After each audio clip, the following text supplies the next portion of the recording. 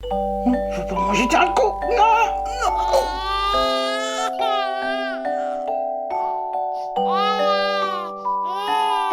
Mais c'est pas possible. Il va garder les haricots. Non, non, non.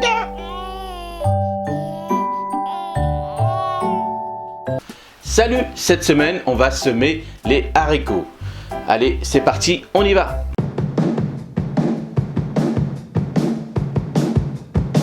Le haricot est un légume annuel qui est facile à cultiver dans nos jardins. Il existe plusieurs variétés de haricots, les variétés naines et les variétés aram. Les variétés naines, elles, mesurent à peu près entre 40 et 60 cm et les variétés aram jusqu'à 3 mètres de hauteur. Donc bien sûr, les haricots nains, il faudra simplement les buter ou mettre beaucoup de paille en potager en sol vivant, ou alors aussi mettre des tuteurs si vous voulez, des ramifications de branches par exemple. Hein, vous verrez un petit peu, mais c'est pas comme le petit pois, il s'attache pas tout seul, donc il faudra quand même l'aider, surtout si vous prenez des variétés naines assez hautes, c'est-à-dire vers 60 cm. Là, il faudra quand même faire quelque chose pour éviter qu'avec le poids des cosses, le haricot bascule sur la terre et se souille avec, si vous ne faites pas du paillage ou des choses comme ça. C'est vrai que si vous mettez ça directement sur la terre, avec les pluies et autres, les cosses vont être abîmées. Après, il existe les variétés aram, où là il faudra utiliser bien sûr, alors soit des filets, ce que je propose sur le site internet, ou alors après, avec des tipis, des tipis assez hauts quand même par rapport aux variétés que vous allez choisir, des structures complètement avec des rondins de bois ou des choses comme ça, où là il faudra vraiment une structure importante. Si vous faites ça régulièrement en utilisant des variétés grimpantes, aussi bien des haricots ou autres légumes. Donc voilà les variétés.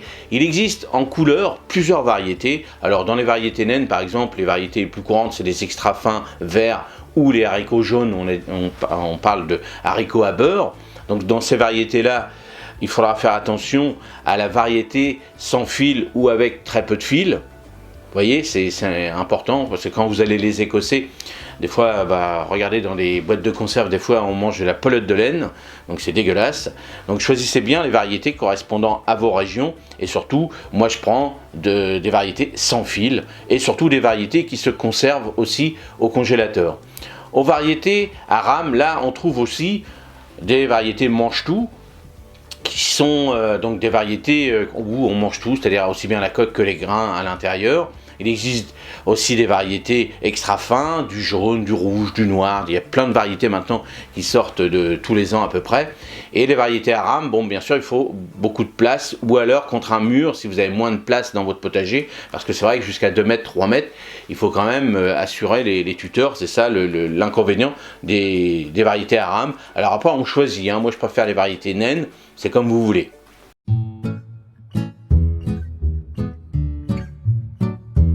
Alors l'exigence du haricot, il lui faut bien sûr une terre. Quand vous allez les semer directement, il faudra à peu près que la température du sol soit entre 10 et 12 degrés minimum.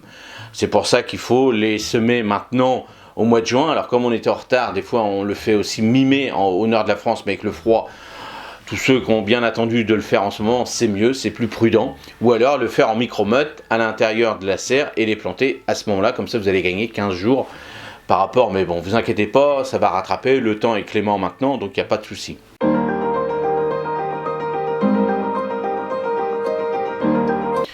Alors, comment semer des haricots aussi bien nains que aram? Il faut donc respecter par rapport à la fiche technique que je vous avais montré, hein, rappelez-vous, je vous avais fait tout ce qu'il faut dessus avec le petit schéma, les explications derrière. Donc ça, vous pouvez retrouver ça sur le jardinderodolphe.fr. Et comment il faut faire? Donc soit on les sème en ligne, donc voilà comment il faut faire. Donc en faisant une semence en ligne, on les met tous les 10 cm à peu près. Donc alors moi, vous voyez, je vais en mettre 2, parce que comme cette année je suis embêté avec les oiseaux, je vais quand même mettre 2 graines tous les 10 cm. Je vais être plus prudent parce qu'en ce moment, ils n'arrêtent pas de me faire des dégâts. Donc voilà comment il faut faire. À côté, on va mettre en poké. Donc en poké, comme je vous ai expliqué sur la fiche technique, le poké, on fait un trou, comme vous voulez. Et là, vous mettez 4, 5, 6 graines si vous voulez, en fonction des variétés. Et là, vous les mettez à peu près tous les 40-45 cm de distance, puisque là, ça va vous faire un énorme bouquet. Ensuite, entre les rangs, on met entre 30 et 40 cm à peu près entre les rangs, en fonction de savoir si vous allez buter ou pas vos haricots ou mettre simplement de la paille. Moi, je vais mettre de la paille, je bute plus mes haricots. Pourquoi? Parce que le fait de buter, ça détruit quand même pas mal la faune qu'il y a au pied des haricots. Donc c'est pour ça que je mets de la paille, et à fur et à mesure que le haricot va grandir, comme les pommes de terre à côté, je mettrai de plus en plus de paille, et j'ai fait ça l'année dernière, et ça marche très bien. Donc une fois qu'on a semé nos haricots, donc soit en ligne ou en poké, on recouvre de terre, donc n'oubliez pas, à peu près 4-5 cm de profondeur, et là on tasse bien. Si vos sols sont secs, il faudra arroser. Nous en Normandie, en ce moment c'est très humide, donc il n'y a pas de souci, parce qu'il ne faut pas non plus, comme c'est une graine, que le sol soit égorgé d'eau, parce que ce qui va se passer, c'est que ça va pourrir. Donc faites attention aux arrosages au démarrage, et une fois qu'il commence à germer, une fois que par rapport au temps que vous avez à l'extérieur, vous arrosez un petit peu. Évitez toujours à arroser sur le feuillage dans la journée, plutôt le matin plutôt, mais faites attention à l'arrosage. Les haricots ont besoin de beaucoup d'eau en période estivale, donc soit avec un petit goutte à goutte, soit donc nous l'avantage avec le paillage, c'est qu'une fois qu'on va arroser, on va garder bien l'humidité, donc on fera un arrosage sur 2, c'est ça l'avantage du paillage. Donc il faut quand même de l'eau, mais c'est pas non plus une plante d'eau, faut pas gorger ça constamment. Donc vérifiez par rapport à vos structures de vos terrains. Si c'est des terrains sableux, il faudra arroser plus, si c'est des terrains argileux, il faudra arroser moins. Le haricot n'aime pas trop les sols calcaires, très calcaires, un petit peu quand même, mais pas très calcaires.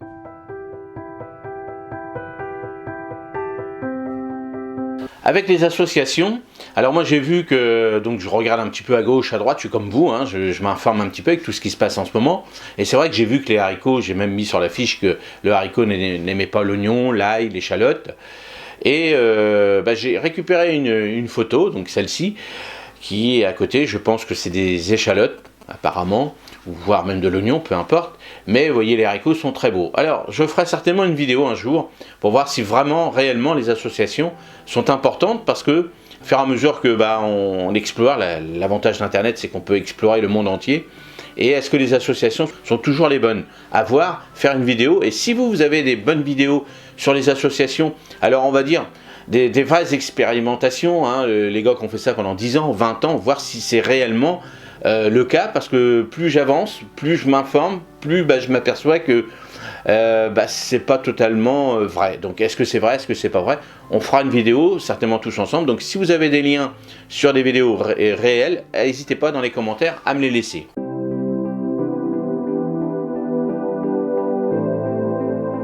Donc une fois qu'on a fait les haricots, l'avantage des haricots, comme les petits pois, c'est des usines à azote. Donc il faudra mettre ensuite des crucifères, c'est-à-dire les choux. Les choux, alors je vous montrerai comment il faut faire. Il faut juste couper la tige et laisser les petites boules, comme je vous ai expliqué plusieurs fois avec les petits pois et les haricots l'année dernière. Donc là, il faudra mettre des variétés, des légumes qui adorent le chou, qui adorent l'azote.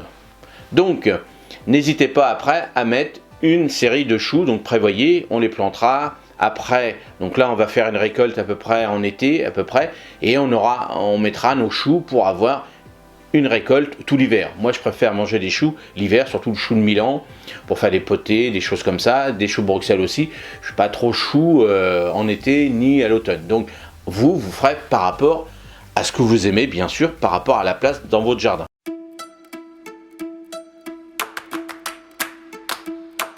Donc voilà, après, ce qu'on peut faire avec les haricots, et là, la conservation des haricots, donc soit vous les mangez tout de suite, donc on peut les manger crus, cuits, voyez. Après, on peut les conserver, donc faire des bocaux. Donc ça, les bocaux, j'avais fait une petite vidéo, mais attention, c'est quand même difficile à réaliser, surtout pour les maladies. Donc faites attention de bien stériliser et autres quand vous faites de la stérilisation. Il faut avoir un petit peu de culture, un petit peu de... faut faire attention, il faut bien regarder. Et aussi, les haricots, l'avantage, comme les petits pois par exemple, on peut les conserver au congélateur. Ça, c'est la façon la plus simple. Vous les cueillez très fins, alors en fonction de vos goûts bien sûr, moi je les cueille fins et je les range directement dans des boîtes au congélateur, et comme ça je les ressors, et cuit ou pas cuit, c'est comme vous voulez. Moi, je les mets pas cuits, je les laisse comme ça et après je fais ce que j'ai envie de faire par rapport à ça. Donc après avec les haricots, on mélange avec des légumes du soleil par exemple, on mélange avec des pommes de terre, avec de l'ail et tout. On fait pas mal de choses, on peut faire des purées aussi avec sans problème. Donc avec le haricot, c'est un légume complet. Et donc là, on peut faire pas mal de variétés et aussi mélanger les haricots jaunes, les haricots rouges, les haricots noirs. Vous voyez, avec l'Écosse, ou après à faire aussi des petits cocos, des petits flageolets par exemple. Donc là, vous voyez, avec le haricot, on peut faire un éventail énorme de bonnes recettes pour la maison et qui plaît à tout le monde, sauf à lui. Voilà pour cette petite vidéo, j'espère que j'étais clair et net cette semaine encore. Alors comme d'habitude c'est un petit peu difficile, hein. Moi hier il a encore fait 5 degrés en Normandie, donc c'est difficile, mais le jardin comme je vous avais expliqué, il change, donc ça y va tout doucement, on arrive à faire des belles choses, je vois que les salades vont bien, maintenant tout ce qui est les échalotes qui avaient un peu de mal, c'est-à-dire les échalions, ils avaient un peu de mal à pousser, donc là c'est parti avec un peu avec la flotte et puis maintenant avec les bonnes températures, donc on va y arriver, on va rattraper, on a un mois à peu près de retard, mais on va rattraper tous les autres jardins du sud, on va les battre, allez, bonne semaine et à mardi prochain, salut.